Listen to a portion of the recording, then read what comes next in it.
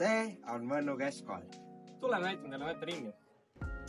See on meie üks klassiruumidest.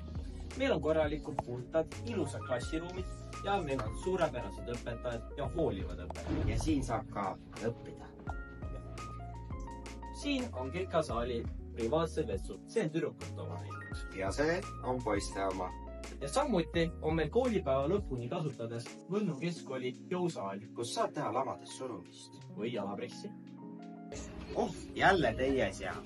See on meie söökla. Siin saab süüa. Ja meil on iga nädal tervislikud toidukorrad ja väga hea maitse toit ka. See on Võnnu keskkooli spordisaal. Siin saab sporti teha ja jalgpalli mängida. Samuti ka korvpalli või võrkpalli. Mäletad, kui selle võitsin? Jah. Võnnu on spordikool.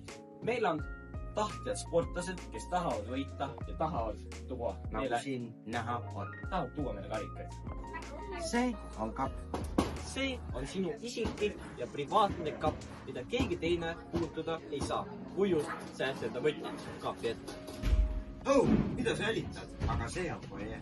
Siin saab enda sõpradega hängida ja nendega jutustada vabal ajal. Kui mida. See on Rootsi tuba. Siin saab puhata. Ja samuti vahetundides õppida. Võnnu keskkoolis on väga armsad, lahedad ja hoolivad õpetajad. Näiteks Simo. Õigust räägivad. See on palmisaal.